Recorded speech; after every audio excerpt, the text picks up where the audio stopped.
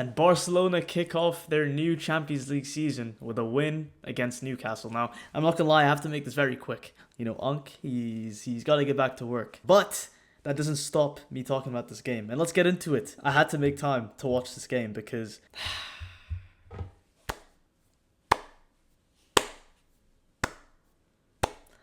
Marcus Rashford, MBE. Marcus Rashford, most excellent order of the member of the British Empire. You have absolutely... I'm telling you, you've shocked everyone today.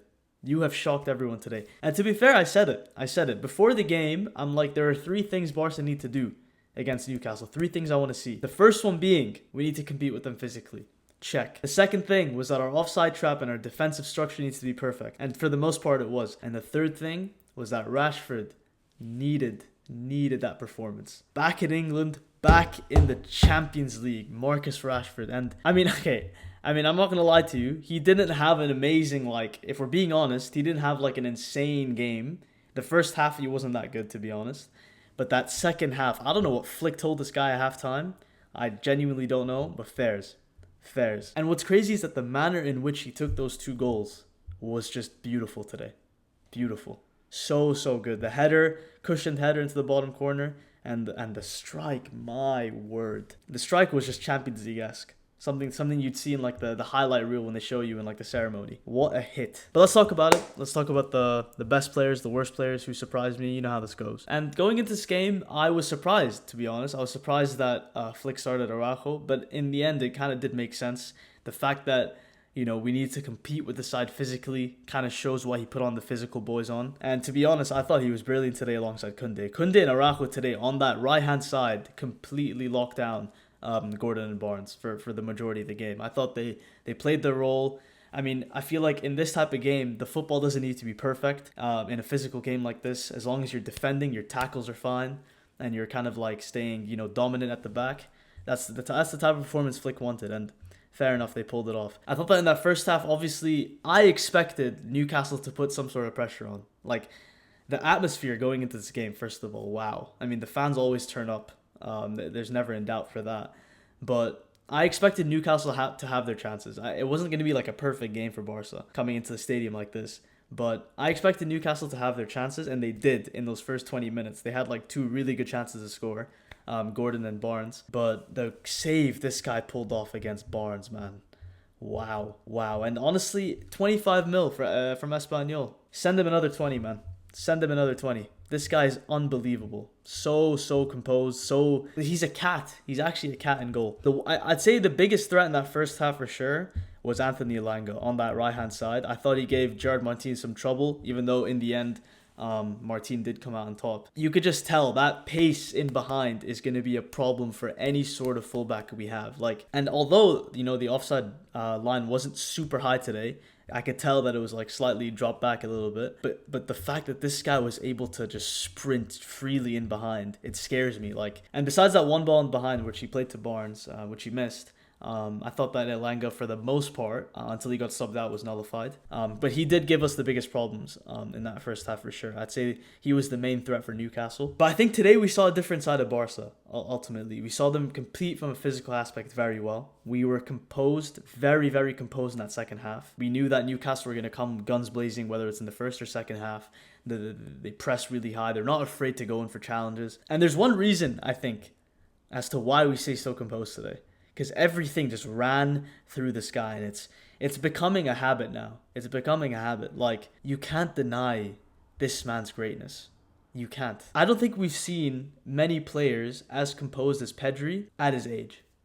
Genuinely. At his age, we haven't seen so many players as composed as him. This guy looks like he's played football for 30, 40 years. Genuinely. Joe Linton tried to press him from behind. Brushed him off like nothing. Guimaraes tackling, Tonali pushing, whatever. Doesn't matter. Every touch this guy takes, every metric across the board, this guy is hitting the 99th percentile. Genuinely. So good.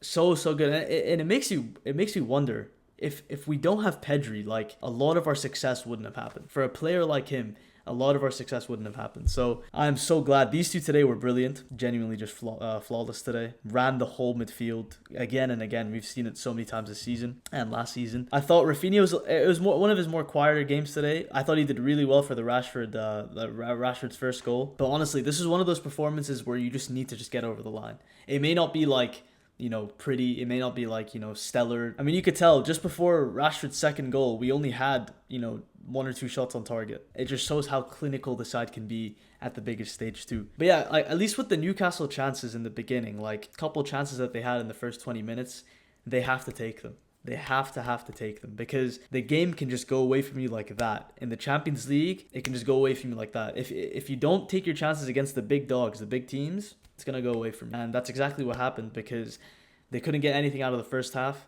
The second half, the intensity kind of dropped from them. They lost control of the game. And as soon as that Rashford goal went in, a dagger, pin drop. And it was, for me, I mean, it was the most satisfying pin drop of all time. I was screaming. I was going crazy when Rashford scored, the first and the second. It's like something that, Newcastle really have to like kind of work on in terms of converting their chances. And I've seen it in the Premier League because I watch them all the time. But if we were to go player by player, Garcia, great. Koundé, great, really good today. Araujo, both of them today were really, really good. Cubarsí and Martin obviously weren't as good as these two. I thought in the first half, you could tell that they're a little bit under pressure, had a couple shaky moments, but in the end, I think the composure of the team kind of like got them through. Pedri and De Jong, like I said, ran the whole game. Barca's attack looked a lot better when the game was opened up.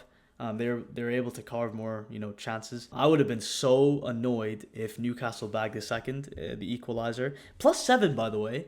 +7 is outrageous from the referee, from the fourth official. 7 minutes for what? There was no red card. There was like a couple yellows, yeah, but 7 minutes, man. Sometimes they just try to rob you. I thought Trippier today had a decent game against Rashford in that first half.